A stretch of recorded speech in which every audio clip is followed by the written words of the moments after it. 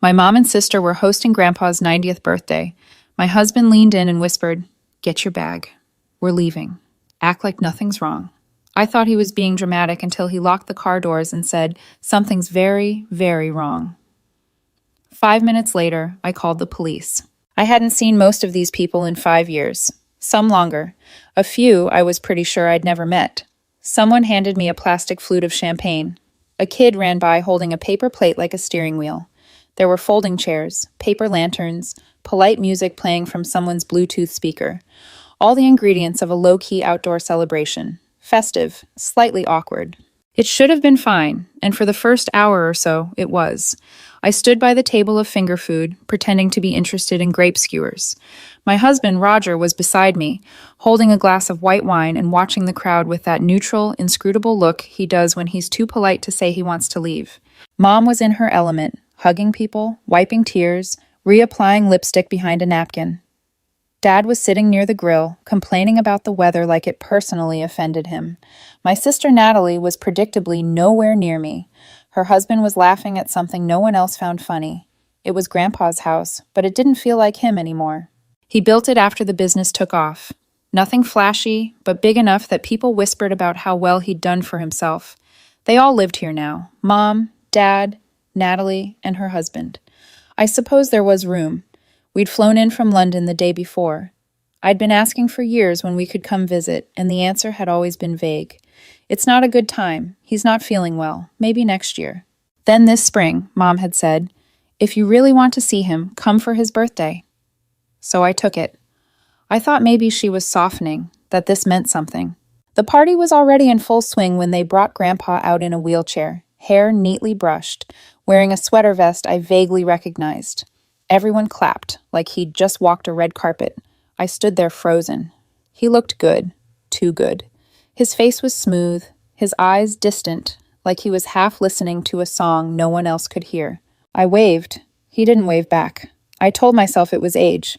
Mom leaned over and whispered, "He doesn't talk much anymore. It's hard for him." I nodded like I understood. She raised her glass and began the toast, voice shaking just enough to make it about her. 90 years of wisdom, love, and generosity, she said. He built our family. He gave us this life. Some of the guests sniffled. A woman behind me muttered, "Beautiful," under her breath. Roger didn't clap. I noticed he was staring. "Hey," I said quietly, nudging him. "What's wrong?" He didn't answer, just kept watching Grandpa, or the man in the chair, I guess, like he was memorizing every wrinkle. "Roger," I said again. That's when he leaned in. "Get your bag. We're leaving. Act like nothing's wrong." I actually laughed. "You're kidding." He didn't smile. His eyes didn't move. "Get your bag." "What are you talking about?" "Smile, walk inside, pack now." I stared at him. "Roger, what is this? We just got here." He turned his head slowly, finally looking at me. "Something is very, very wrong." It wasn't how he said it. It was how calm he was. Like this was fact. Like gravity. My hands went cold. I glanced back at Grandpa. He hadn't moved. His hands rested on the armrests like props. "Are you serious?" I asked. Roger didn't answer. He was already walking toward the house. I followed upstairs. I fumbled with the zipper on my overnight bag. My heart was thudding. My mouth was dry. I kept thinking, if he's wrong, this is going to be so embarrassing. If he's right. We went out the front door. No one stopped us. No one even looked up. At the car, Roger opened the passenger side for me, like a gentleman in a spy movie. We both got in. He locked the doors. Then he gripped the steering wheel and said, "That's not your grandfather." I used to think maybe I was imagining it, the difference, the way things played out for me versus my sister. Maybe I was just sensitive. Maybe I was dramatic. Maybe I just like to find reasons to feel left out. That's what I told myself for years until the day Natalie turned 18 and the entire house acted like she was boarding the Titanic. She was standing at the front door with her duffel bag and a full tuition scholarship, and Mom was crying like someone had died. "You don't have to go," she kept saying. "We'll manage. Please, just stay a bit longer." Meanwhile, 2 years earlier, when I turned 18, I got a suitcase and a nod. "It's time to grow up," Dad had said. "You're an adult now. Go build your life." No hugs, no tears, no offers to help me pack. I don't want to sound bitter. I honestly don't. I moved out. I went to college. I got on with things. But there's something about being ushered out the door like a polite guest while your sister gets begged to stay. That kind of sticks. The funny part? I didn't even have a choice about college. I knew I had to go. Not because anyone told me to, because I needed an excuse to leave. My parents didn't contribute a cent. I don't even think they asked what I was studying. It was Grandpa who helped. Quietly. He sent me money every few months, just enough to get by. Rent, groceries, the occasional breakdown. No fuss, no lectures, just a folded check and a note in his shaky handwriting. Hope this helps. Proud of you. He didn't owe me that, but he did it anyway. I remember him from the very beginning. Before I even had full sentences, I had Grandpa. He'd pick me up and tell me stories in a voice that always sounded like it knew secrets. He made me toys out of wood and showed me how to use a hand plane when I was still in Velcro sneakers. He smelled like cedar and peppermint tea. Back then, it felt like he was mine, like I was his favorite. Maybe I was. But life is good at pulling people apart. College turned into a job turned into Roger. And then, just like that, we were living in London. It wasn't some dramatic escape. It was opportunity, work, timing, and maybe, if I'm being honest, relief. Being far away made everything feel easier. Easier not to notice how rarely my parents called. Easier to pretend the silence was just time zones. Easier not to feel the weird hollowness that always followed any conversation with Natalie. No matter how friendly it seemed, we kept in touch, sort of. Holiday emails, the occasional Zoom call. The last real conversation I had with Grandpa was on one of those, a video chat. He looked older, but still sharp. He asked about my work. I asked about his garden. He made a joke about the squirrels stealing all his tomatoes. That was 3 years ago. After that, things got quieter. I'd ask to talk to him, and Mom would say he was sleeping, or not feeling well, or too tired. Eventually, she stopped answering altogether. I told myself it was normal. People age. They withdraw. Maybe it was hard for him to talk. But something about it never sat right. So I didn't press. I had a life, a job, a husband. I told myself it wasn't personal, that I hadn't been cut out, just gently, politely left behind. And then suddenly, there was the birthday invitation, or rather, the permission. If you really want to see him, Mom had said over the phone, come for his 90th. I didn't hesitate. I booked the flights that night. I thought it meant something. I thought maybe this was the moment things shifted, that maybe I was being let back in. Instead, I walked into a party where I knew no one, stood on grass that didn't feel familiar, and realized that somewhere along the line, this whole place stopped being mine, if it ever was. They all lived here now. Mom, Dad, Natalie, her husband. They'd absorbed the house like it was a natural extension of their closeness, their real family. I was just visiting, the outsider. I kept telling myself it was in my head, that I was projecting, that I was being dramatic again. But then Roger leaned in and said, get your bag. And nothing felt imaginary anymore. We sat in the car like we'd just committed a crime, or maybe like we'd just escaped one. I couldn't tell the difference yet. Roger was gripping the steering wheel like he was waiting for it to bite him. His knuckles were white. I was still frozen halfway through buckling my seatbelt, like if I didn't click it all the way, none of this would be real. What do you mean, it's not him? He didn't look at me. I mean, it's not your grandfather. That's what? What are you talking about? I'm serious, he said, calm but not kind. That man in the wheelchair, that's not him. I stared at him like he'd suggested the cake was made of uranium. You think someone, what? Put on a mask? Like some Scooby-Doo villain? Not a mask, his ears are different. I blinked. His ears. Roger finally looked at me. You don't get it. I remember faces, every detail. I have since I was a kid. I can sketch a person I saw once at a train station in 2009. I don't forget faces. Or ears. That's not your grandfather. And just like that, my stomach turned to water. I wanted to laugh, not the ha-ha kind. The unraveling, high-pitched, slipping off a cliff kind. I pressed my hand to my face. My brain tried to logic its way through it. But what else could it be? Who else could it be? Roger looked back at the house. Your uncle? What? Didn't you say he looked a lot like your grandfather when he was younger? I did. I had. He did. But that was years ago. And besides, my uncle? He wasn't around, was he? He hadn't been at the party, hadn't said a word. Plus, oh my God, I whispered. He was wearing glasses. And a beard. Probably makeup. It wasn't over the top, but just enough. And I'm telling you, those ears, Different shape, not even close. Roger. I know, he said. I know what I saw. I pressed my forehead to the window. My breath fogged the glass. My heart was rattling like it was about to knock a hole in my ribs. I didn't want to believe him. I wanted to go back to when this was just a weird party, and I was the uninvited guest, the disappointment daughter, the out-of-town stranger. That version of reality felt so safe. Then, where is he? Roger didn't answer. Where is he? I felt the question ripple through me like a fever breaking. Where is Grandpa? Suddenly, everything tilted. The awkward toasts, the crying, the half-empty guest list, the way no one let me get close to him, the way he never spoke, the way they shut me down every time I tried. I haven't talked to him in 3 years, I said out loud. Roger glanced at me. What? I swallowed. 3 years. The last time was over Zoom. He looked tired. Then Mom said he was too sick to talk. Every time I called, it was, he's resting, or he had a rough night. I thought I was just being dramatic, but now I wasn't sure I hadn't been screaming into a void this entire time. Okay, Roger said. I think you need to call someone. I stared at him. You mean the police? He nodded once. If we're wrong, we're not. I didn't move. I didn't breathe. I was picturing the look on Mom's face when I left. That tight little smile that didn't touch her eyes. The slight shake of her head, like I'd dropped uninvited into my own life. I'm going to ruin everything, I whispered. Victoria, Roger said gently, you're not the one who did that.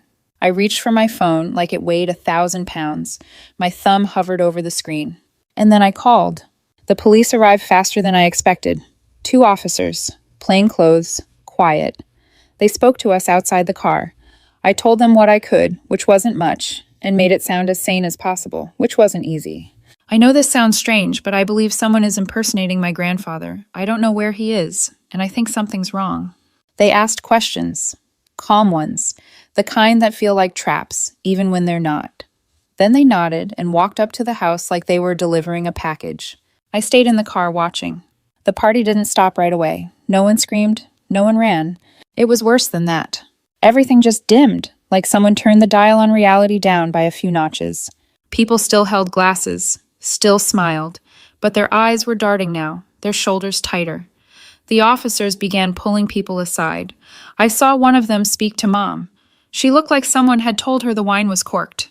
Then she got defensive, gesturing, shaking her head. Her mouth moved fast, but her hands didn't. She wasn't touching anyone, not even Dad. He stood off to the side, staring at the hedge like it held answers. I watched them talk to the man in the wheelchair. He didn't say a word. Then they must have asked for ID. Mom went inside and came back with something. It changed nothing.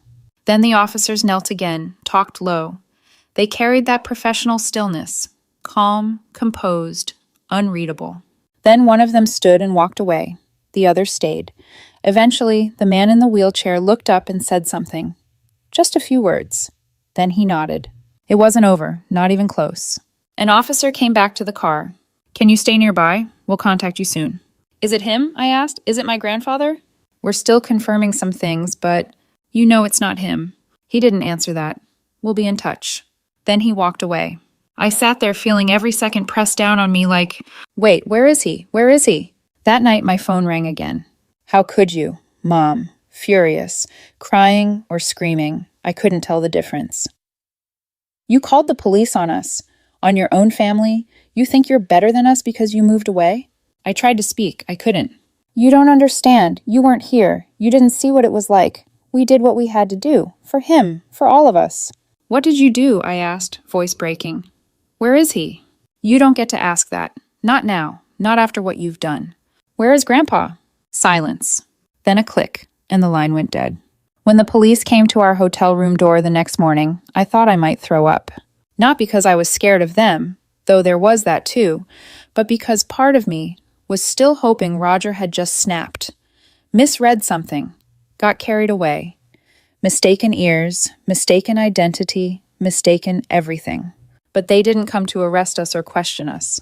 They came to tell me that my grandfather was dead, had been for 3 years. They didn't say it like that, of course. They were calm, professional. One officer did most of the talking while the other watched me like I might bolt. There's been a voluntary statement made. The family reports that Mr. Ellis passed away in March 2022. They claim it was natural causes. The body was privately buried. I sat down. I couldn't feel my legs anymore, or my fingers. We're treating this as an open investigation until the coroner can confirm the circumstances of death.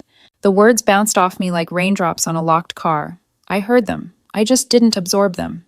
3 years. 3 years. And I'd been sending birthday cards. I'd been asking for Zoom calls. I'd been wondering if I'd done something wrong. If maybe Grandpa was mad at me for moving away.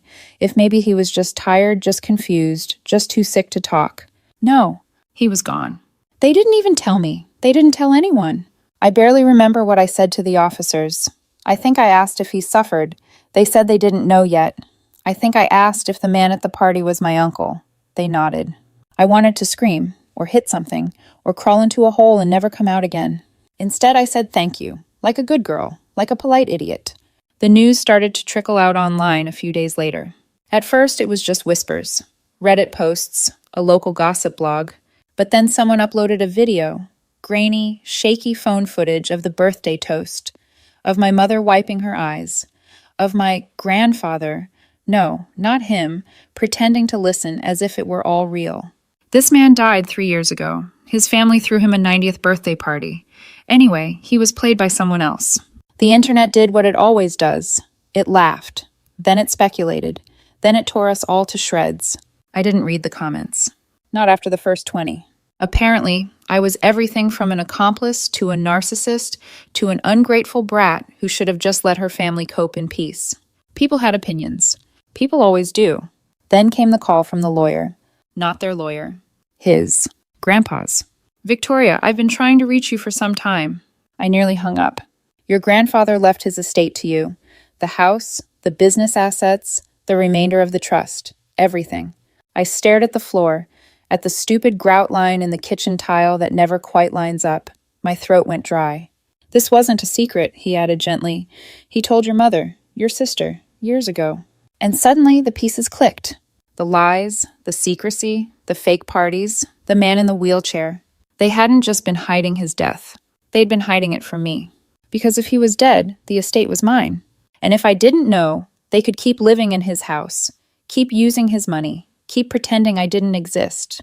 I called my mom. I didn't know what I wanted. Answers, maybe. She picked up on the second ring. How dare you? Her voice shook with fury. Not grief, not shame, rage. You called the police on your own family. You humiliated us. You have no idea what you've done. I tried to speak. She didn't let me. You weren't here. You don't know what it was like. You left. You gave up on this family. And now you swoop in and act like some hero.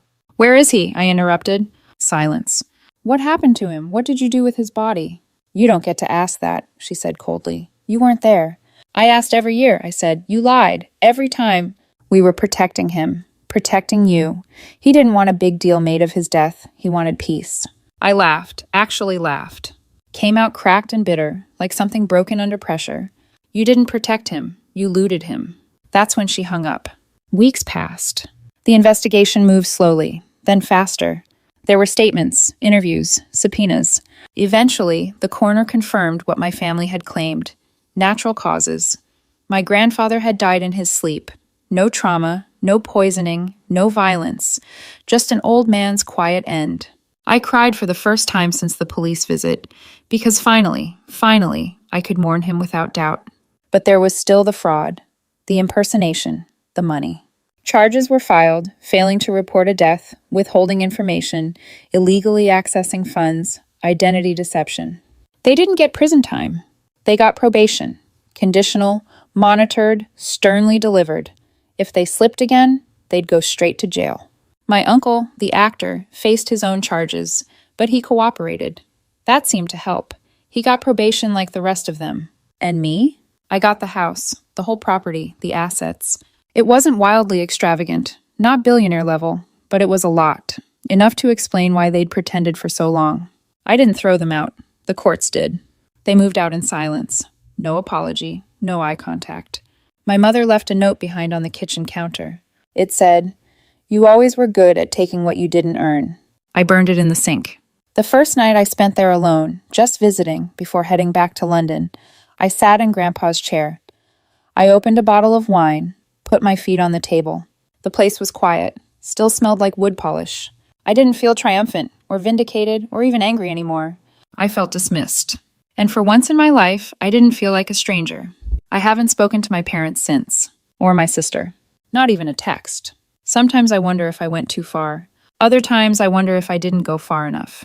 Let me know what you think. And if you want more stories like this, hit subscribe and tap the bell.